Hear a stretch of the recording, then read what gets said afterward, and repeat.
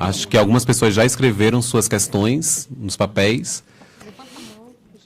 E quem tem ainda mais questão, por favor, levante a mão para que... Alguém tem mais questão? Então, acho que todas já estão vindo. Eu também peço para que vocês preencham esse formulário de avaliação, que eu acho que está dentro das pastas, que é importante para a gente, para saber onde é que a gente errou ou acertou para os eventos futuros. Enquanto as perguntas não chegam, vou aproveitar e vou falar o seguinte, tem muita coisa interessante na fala do Fernando, dentre elas é que a universidade não forma pessoas exclusivamente pela lógica do mercado, como ele falou, interventores. Eu acho isso fundamental a gente ter em mente.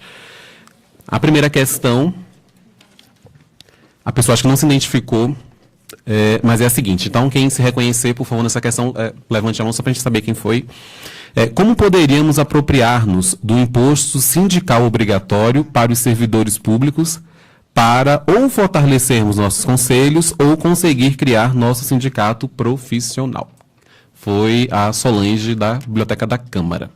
Alguém gostaria de... Ah, não, ela já fez a pergunta. Já fez a pergunta, é isso. Vou repetir. Como poderíamos apropriar-nos do imposto sindical obrigatório para os servidores públicos ou para fortalecermos nossos conselhos ou conseguir criar nosso sindicato profissional? Eu não entendo muito. Posso começar? Pode. Eu acho que a melhor forma é criando um sindicato. Na medida que você tem um sindicato, eu acho que há alguma forma de canalizar essa contribuição, né, que todo servidor público tem, para o sindicato da categoria, né? Porque, enquanto não tem um sindicato de bibliotecários, está indo para os sindicatos mais gerais, né? Os sindicatos das federações, etc. E tal.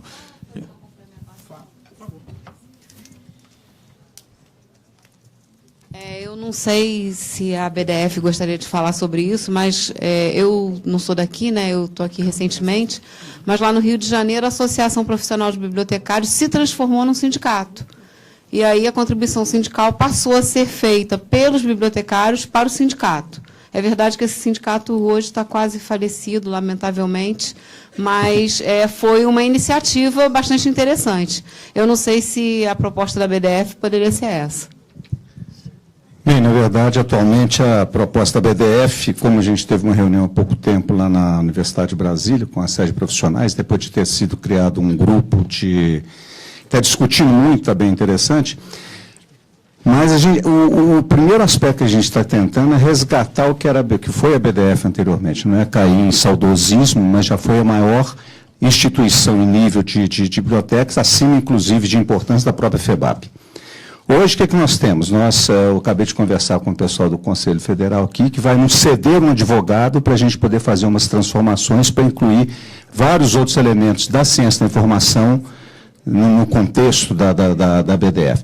O grande problema nosso continua sendo o mesmo, recurso. O que eu falo muito, às vezes eu sou até maldoso em falar algumas coisas, mas criou-se um grupo que está discutindo coisas excelentes e tal.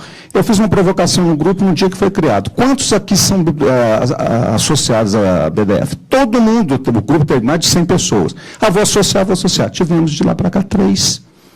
Então, não adianta você transformar em sindicato, você vai ter uma obrigatoriedade de pagar um sindicato que já é... Todo mundo está querendo acabar com o sindicato exatamente pela forma como é cobrado. O Conselho Federal cobra o Conselho, porque nós somos obrigados a pagar, senão podemos ter o registro cassado. Agora, eu acho que é muito, me desculpem, eu sou muito sincero nas coisas, acho que tem muito blá, blá, blá para pouca ação. A provocação que eu fiz, ela continua aqui nesse mesmo momento, sendo provocativa. Quantos são associados à associação? Muita gente picha, muita gente fala, todo mundo tem o direito de pichar, de reclamar, de criticar, mas eu acho que quem critica tem que dar a sua parte. Então, não é o fato de a gente passar para um sindicato que vai mudar o status quo que a gente tem, que vai mudar a participação das pessoas. É o mesmo caso que o Fernando colocou dos currículos. Os currículos nossos, eu fiz biblioteconomia em 1976, quando eu comecei. Muitas coisas que tem no currículo são as mesmas coisas. Eu comecei a dar aula na universidade agora, eu fiquei de queixo caído, foi minha primeira turma com professor regular, quando eu vi as emendas do curso. Um curso de informática documentário, cuja ementa de 2010. sendo que a informática ela é rápida. Coisas voltadas para práticas específicas de coisas que não tem nada a ver com a biblioteconomia. É muito também, acho que, do professor que resolve dar aula, ele pega aquilo que ele conhece, vai dar aquela matéria e pronto. Então, acho que as mudanças têm que ser mais efetivas do que muito blá, blá, blá, que a gente, na nossa classe, a gente tem mania de fazer. Me desculpe a sinceridade. Eu acho que não vai mudar para sindicato, mudar para uma série de coisas, não resolve. Resolve é realmente a gente ativar. Nós tivemos que vender agora, no início da minha gestão, uma das sedes nossas para pagar dívida. Porque não tem associado, não tem as coisas. E só dívida trabalhista, nós tínhamos uma dívida com a funcionária lá, que a metade do dinheiro que se vendeu foi para pagar a dívida de funcionário. E, quer dizer, o sindicato ele não resolve absolutamente nada. Tentou-se criar um grande sindicato em nível nacional, tentou-se criar uma associação nacional, mas ninguém sai do lugar. Outro dia, eu estou precisando agora, estou fazendo uma convocação para uma reunião que a FEBAB quer fazer aqui, que a gente vai precisar de voluntários. Eu vou provocar, quero ver quantos voluntários a gente vai conseguir efetivamente para trabalhar. Porque, me desculpe, gente, mas blá, blá, blá, eu acho que a gente já está com muito blá, blá, blá.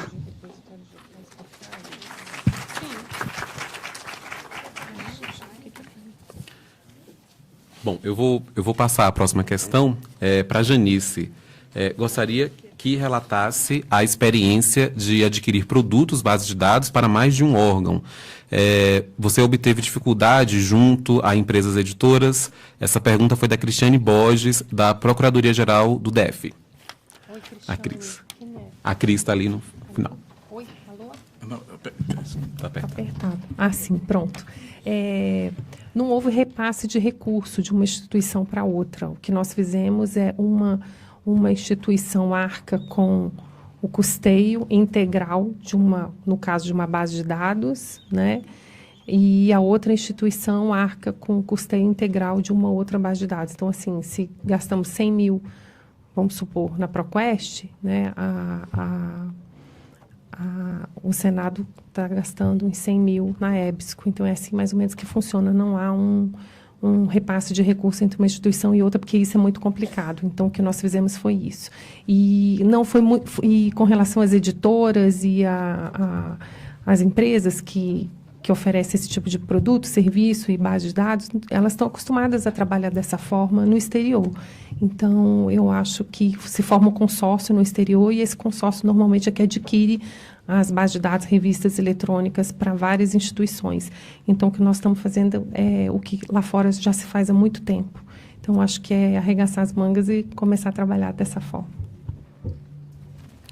Bom, a próxima questão é da Ana Sueli, ela é mestra em patrimônio cultural. Ela pergunta como está sendo tratada a questão da preservação digital dos acervos históricos. E também ela fala da obsolescência, né, da tecnologia e como é que está sendo tratado nas instituições e se há planejamento para o uso de repositórios digitais confiáveis. Alguém gostaria de comentar? Helena? Posso falar um pouco da experiência da Câmara, que nós estamos montando o nosso repositório de preservação. Ah, sim. Uhum. Uhum.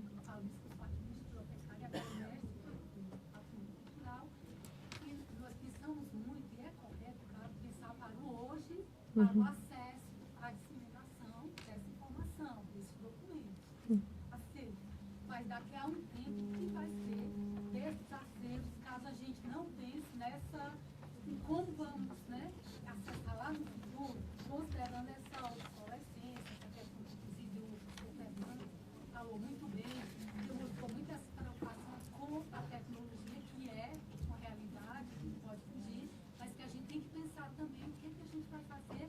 Tudo que está sendo feito, tem que guardar, mas tem que preservar para dar acesso daqui a 30, 40, 50 anos ou até menos, com que elas se encontram nas bases.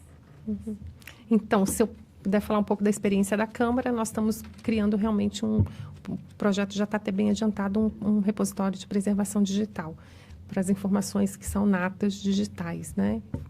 E agora eu não sei com relação às outras instituições aqui. o NB... O IBICT, isso, a rede Carani, exatamente. Inclusive o IBICT está dando suporte para o nosso repositório de preservação digital. Mas eu acho que todas as instituições estão preocupadas com isso, né? É fato. Uma pergunta para o Wander, da professora da Edilenice, né? Edilenice Passos, que esteve à frente do Senado e no Infoleges. A pergunta é a seguinte: você apontou o problema, lacuna de pesquisas em bibliotecas públicas e escolares. Você consegue apontar a solução? Como motivar os profissionais passarem de técnicos a pesquisadores? Edilenice. Isso. Olha, o Fernando provavelmente vai ter mais propriedade para falar sobre isso, mas uma coisa que o Fernando falou, e foi muito legal, parecia um dominó, né? Eu falei uma coisa, Dinamar veio, chutou a bola, o Fernando bateu para o gol. Não vai mudar se os professores não estimularem. Então, e tem uma coisa que fraternalmente eu discordo um pouco do Fernando, talvez até a gente conversando a gente acabaria concordando no final das contas, mas é que eu acho que o mercado tem sim a sua parcela influenciadora dentro das universidades brasileiras com as linhas de pesquisa dos professores. Os top 10 dos temas de biblioteconomia estão todos relacionados à área de mercado, a grande maioria relacionada à área de mercado e tecnologia. Então, você tem aí linhas de pesquisa, de incentivo, influência dos professores que é capilar. Então, você não consegue mudar isso se você não tem essa influência. Eu sempre falava para os professores, coordenadores pedagógicos com quem eu já atuei, eu falei, eu não sou formador de leitura, eu não sou um formador de leitores. Eu, no máximo, tenho 20 minutos de recreio com alunos. Ou uma atividade extra guiada que a professora vem comigo. Eu não posso competir com a capilaridade, a confiança desenvolvida na relação estabelecida entre um aluno e professor de 4 horas por dia. Então, eu não vou conseguir, como uma pessoa profissional, gritando aos 4 ventos num momento como esse e só, ou nas coisas que eu escrevo e penso, mudar a tendência de pesquisa em biblioteca escolar e pública. Agora, vejam, isso é muito louco, né? É esquizofrenia, em alguns momentos que o Fernando falou, rola uma esquizofrenia porque nós somos os primeiros, e eu vou provocar fraternalmente também, muitos professores de biblioteconomia e ciência da informação que trabalham em áreas fins de biblioteca escolar e pública, são os primeiros a sair em público, em entrevistas, em mesas, em simpósios, e defendendo, criticando governos, fazendo pauta, mas as suas linhas de pesquisa não são essas. As linhas de influência para os alunos também não são essas. As publicações recentes de pesquisa nessa área não acontecem. Então, rola um paradoxo aí. E isso é muito louco, e fica mais louco ainda quando a gente reflete sobre isso, porque nós estamos falando da maioria da população brasileira.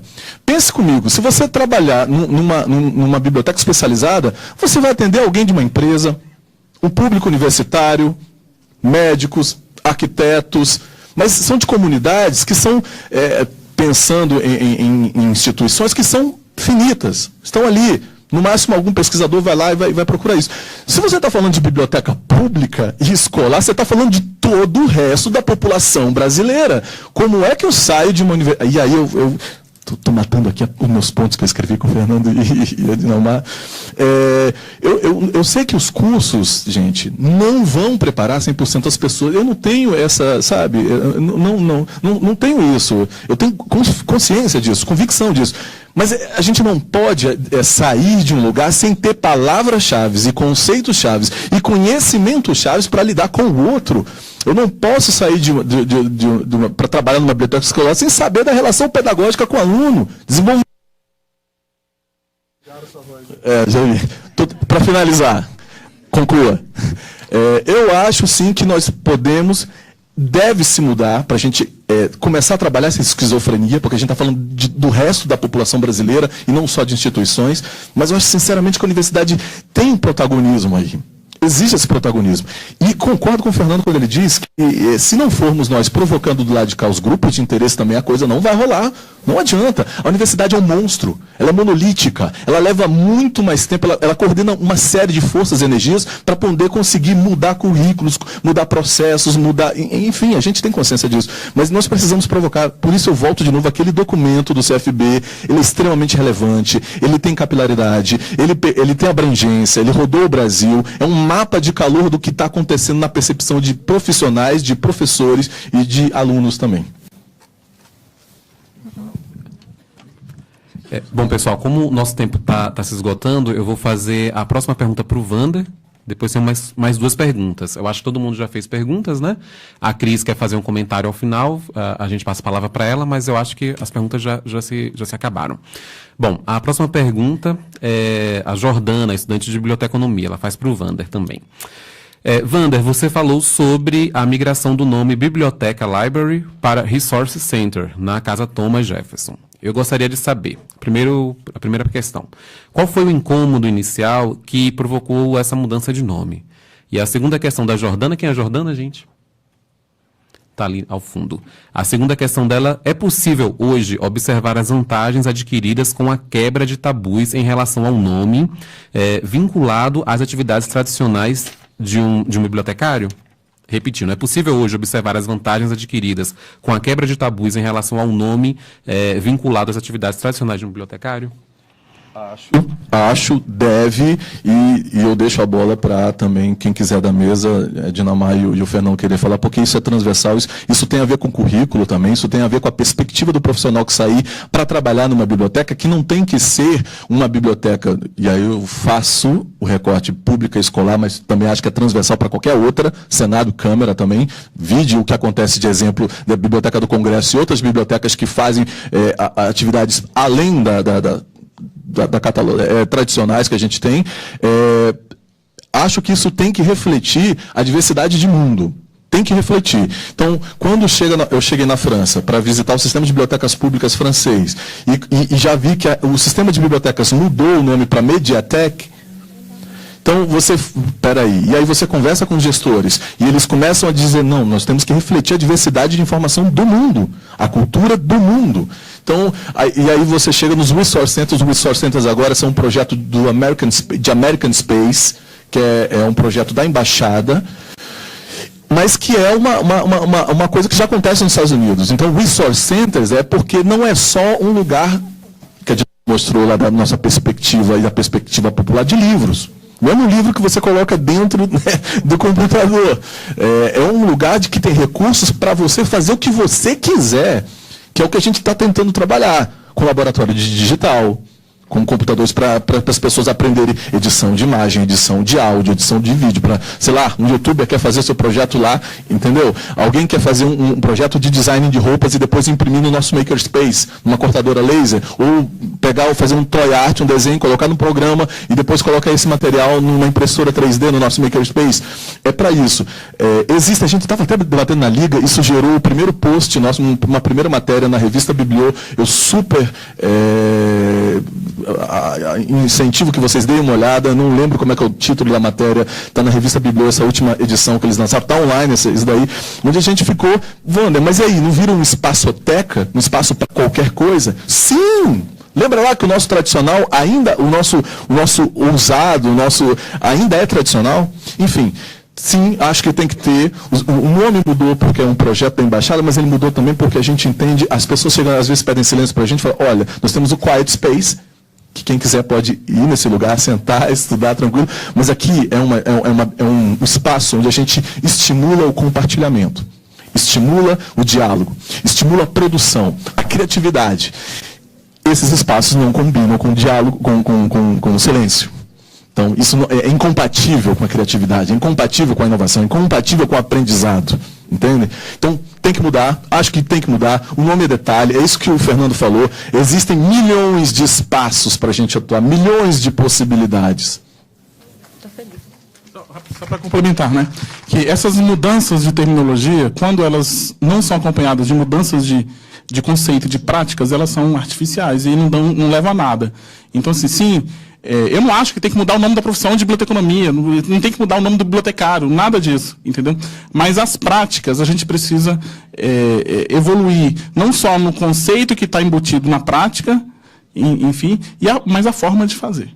Entendeu? Isso, os exemplos que o Wander deu são exemplos ótimos para pensar, que justificam uma mudança de nome. Agora, se não for para mudar a prática, não tem necessidade de mudar, não. Dar um nome bonitinho para um lugar que vai fazer a mesma coisa.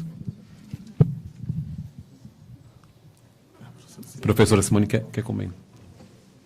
Me permita.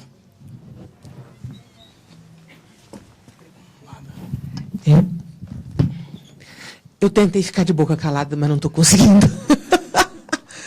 Bem, primeiro eu gostaria de parabenizar essa mesa. Realmente vocês trouxeram excelentes ideias e, principalmente, o estímulo ao debate, né?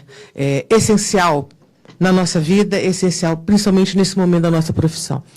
Aliás, todos os momentos sempre foram essenciais, né? Mas eu acho que as mudanças causadas não pela tecnologia, mas pelos nossos usuários que usam a tecnologia.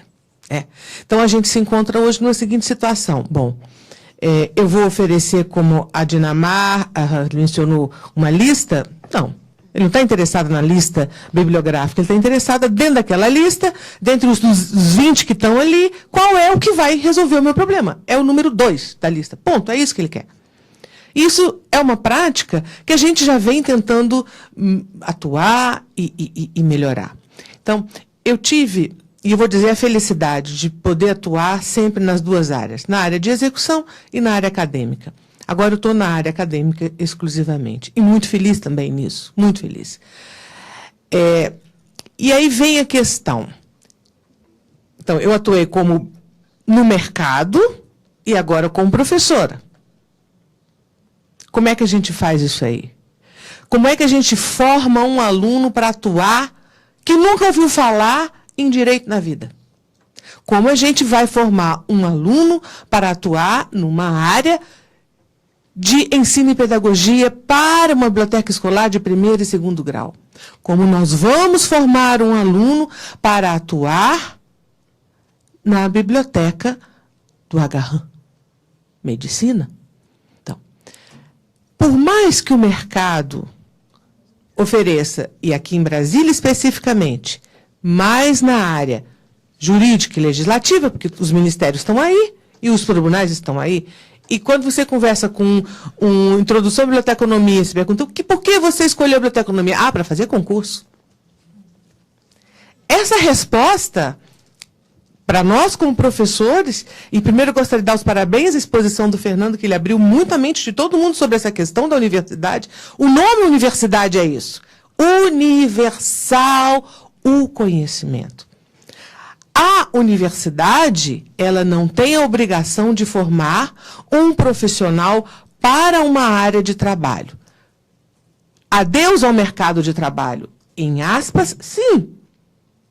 Porque hoje nós temos uma situação X, mas esse mercado de trabalho já está esgotado no sentido governamental. Quem aqui vai conseguir fazer concurso público para qualquer uma dessas instituições? Eu não estou sendo fatalista. Eu estou sendo real. Os próximos 2 anos não haverá nada. Quem sabe, daqui mais 2, não se sabe. Então, aonde vão ficar os nossos 50 desse semestre que estão formando, 50 do outro? Ou seja, nós temos 200 profissionais que estão saindo daqui 2 anos e que não terá mercado de trabalho no serviço público. Ponto. Mas existe luz no fim do túnel, sim. Por que a gente não vai acreditar na nossa capacidade de análise da informação, que é uma área muito importante? Por que o jornalista tem que fazer clipes maravilhosos e nós que estamos nessa área não fazemos? Por que tem gente trabalhando em Web3, em web semântica, em estrutura de dados, que não são bibliotecários quando a gente tem informação para isso? Então, isso eu já estou gritando, né, gente? Desculpa. Então, existe luz no final do túnel. Por que pensar só em bibliotecas? Quando o mercado é imenso. E aí, mediatecas, centros de informação, ou o nome que você quiser dar. A capacidade nossa de formação é muito maior. E nós, como professores, em que pese a ementa ser uma ementa, digamos assim, com a nomenclatura antiquada, conceitualmente ela permanece importante. E se a gente for retomar a história da nossa profissão, o conceito permanece sempre o mesmo. A gente não pode permear o suporte à tecnologia como fator preponderante. Conceitualmente, nós somos as mesmas competências. Mas nós temos que ter a capacidade de nos adaptar a esse momento contextual. Quem tem um sobrinho, filho, que tem 4, 5 anos, ele nasce digital. Então a pergunta, o mundo a internet vai substituir, o livro vai acabar. Gente, o livro nunca acabou, ele está mudando o suporte. A estrutura, o conceito permanece. Então esse medo que a gente tem da profissão é medo se você pensar no aspecto forma. Mas nós não aprendemos que o mais importante é o conceito? O contexto? Se a gente pensa nesse sentido, nós não vamos acabar. Não há chance de acabar. Porque quem faz análise de informação, em que pese todos os textos livres na internet, na hora H, o nosso usuário, o especialista, o estudante, o aluno, quem quer que seja, nos procura quando há informação, chega a ele corretamente. Se a biblioteca não produz o nome que você quiser dar, ela nunca vai ter um bom usuário. Agora, se você mostra que é capaz de desenvolver esse bom produto, não vai ter problema na nossa capacidade de formação profissional. Enfim, muito obrigada e desculpa, mas eu não dei conta de ficar calada, tá bom?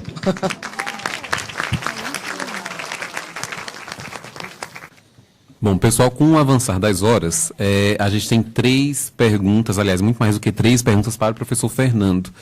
Eu vou fazer o seguinte, eu vou tentar ter uma questão que tem 4 perguntas. Eu vou fazer algumas e vou repassar essas questões para que você possa responder as pessoas por e-mail. A primeira questão da Sabrina, ela questiona, Sabrina, eu vou sintetizar, ela questiona a importância da participação dos graduandos na construção do PPP, né? Que é o Plano Político Pedagógico. Isso é uma questão. A outra questão é a seguinte... do André Alcântara, da Biblioteca do Senado. Ele pergunta, visto que temos uma legislação específica para os bibliotecários, né, que tem mais de 50 anos, e que nos permite a direção, que nos premia a direção e gerenciamento de bibliotecas, porque temos tão poucas disciplinas voltadas à administração e gerenciamento de unidades de informação e de projetos. Então, essa é a segunda questão. E a Luciana pergunta algumas coisas, né? Eu vou fazer a seguinte questão dela. O senhor acha que a falta de engajamento político tem a ver com os professores, alunos ou com o currículo apenas? É a Luciana da Velex, do grupo BiblioDF. Vamos ver se eu estou me ouvindo. Tá ligado aqui. Ok. Então vamos lá, Sabrina. É fundamental que os estudantes participem desse... É um ator fundamental no processo de construção de um projeto político-pedagógico e naquele momento específico do currículo, né? Agora a gente precisa, eu vou puxar a orelha agora, tá? A gente precisa de engajamento, via de regra, com os estudantes. E isso aconteceu comigo, acontece com muita gente. A gente começa a fazer o estágio, seja quando é possível fazer no primeiro, seja quando é possível fazer no quarto, deixar essa polêmica de lado. E a gente monta a nossa vida inteira depois em função do estágio. Não estou recriminando isso. Eu também fui assim. Mas a gente monta a nossa vida, a nossa grade horária. Eu não vou mais cursar. Se eu quero trabalhar na área de educação, eu não vou pegar a disciplina à tarde, que é aquela disciplina que você vai estar só à tarde, porque eu tenho que ir para o estágio. Então tem essa dificuldade também. E esse engajamento na formulação de um projeto político-pedagógico requer a presença dos estudantes, né? Quanto que os estudantes estão presentes na universidade? No primeiro semestre. Depois pega o estágio e já era. Enfim, isso foi comigo, eu sei que é assim. Né? Todo mundo precisa de dinheiro, né? Mas, enfim, eu acho que tem formas de mediar tudo isso. A gente tem participação dos estudantes intensa em outros cursos, por que não a gente não pode ter no nosso, né? Enfim, né? A segunda pergunta, só lembra por alto o que era. A segunda pergunta é as disciplinas. Então... voltadas à administração e à gestão de unidades de informação. Então, a gente tem, no currículo de hoje, na grade curricular de hoje, nós temos 3 disciplinas obrigatórias. Não é pouca coisa. Considerando que eu posso acoplar essas disciplinas obrigatórias, quase tantas outras optativas que eu quiser da área de gestão. Então, a questão é, Se essas disciplinas estão sendo ensinadas da forma como deveriam ser ensinadas, né? Então, introdução à administração, planejamento de sistemas de informação e gerência de sistemas de informação. Eu curso essas, e se eu quiser aprofundar e tentar sair um bibliotecário como um conhecimento a mais sobre as práticas gerenciais, eu tenho que fazer disciplinas na administração. E essa oportunidade é dada para todo mundo. Agora, a questão é, se você esperar fazer disciplina só de manhã, não dá.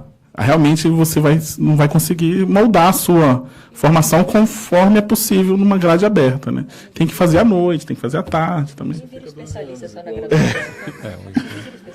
E outra coisa, eu vou aproveitar o que a Dinamar está falando aqui, e ninguém vira especialista. Eu adoro o pessoal da enfermagem, o pessoal do serviço social, o pessoal da medicina, porque eles têm uma formação generalista sem crise nenhuma.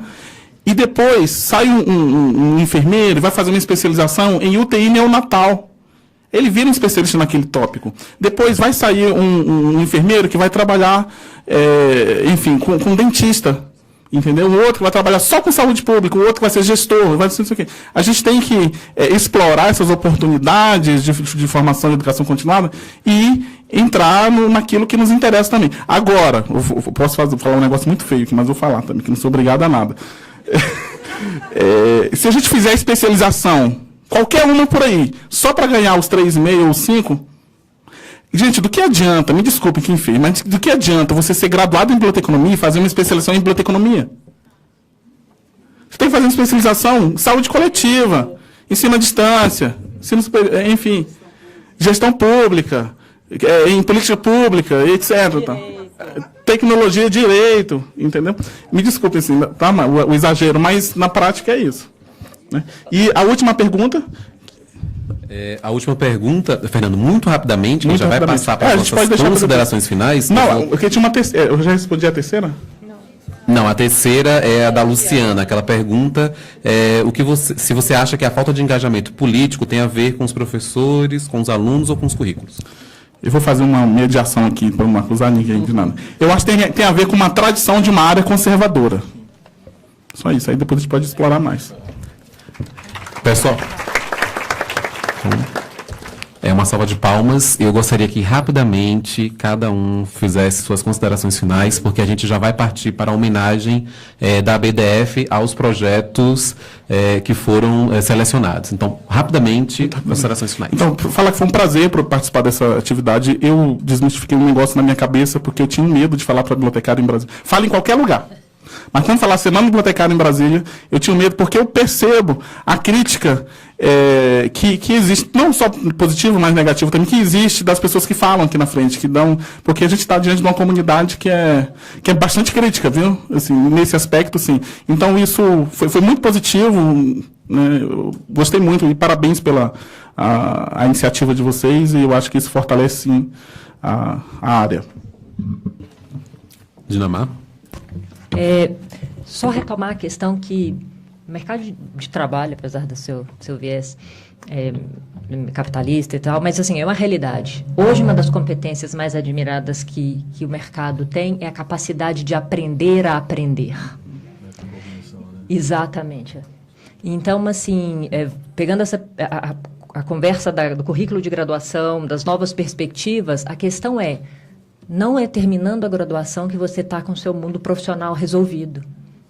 E existem recursos, independente do título do curso ou do evento, que possibilitam que você cresça. Então, job rotation, é a possibilidade. Por que você não vai ser voluntário, de repente, no juizado especial para acompanhar, entender o raciocínio jurídico?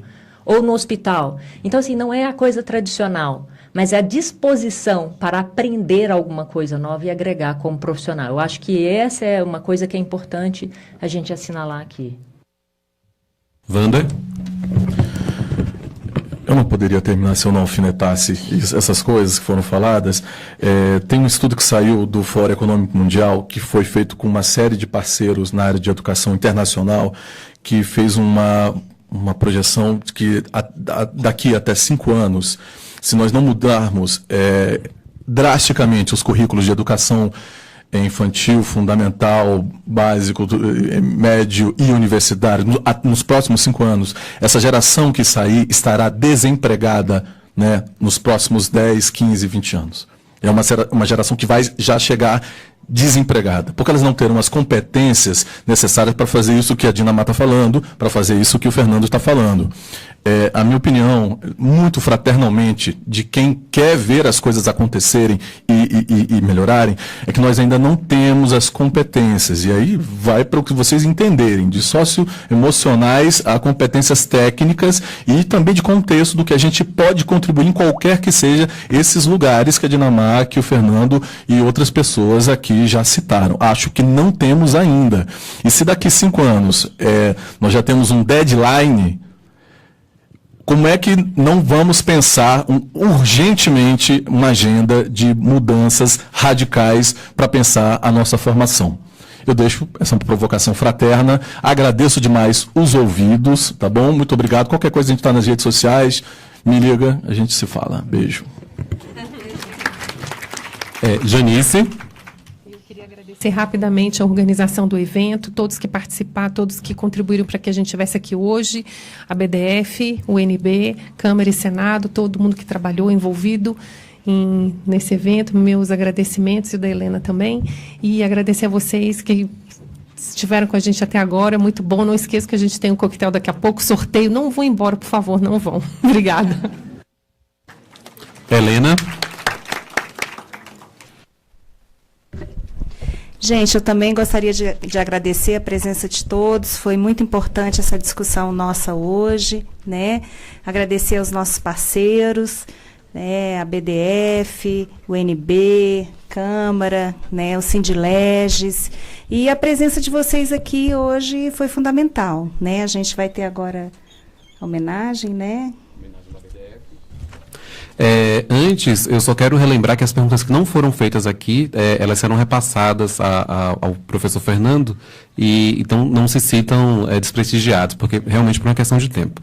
Finalizando a mesa de debates, né, eu gostaria de agradecer a presença de todo mundo, muito gentilmente aceitou o convite, e eu não quero comentar muita coisa pelo tempo, e acho que muita coisa já foi debatida aqui, eu acho que muitas sementes foram plantadas, e também dizer que se a biblioteconomia está mudando, os usuários estão mudando, os bibliotecários também estão mudando. Eu peço para que vocês prestem atenção na pluralidade de tipos humanos que nós temos compondo essa mesa.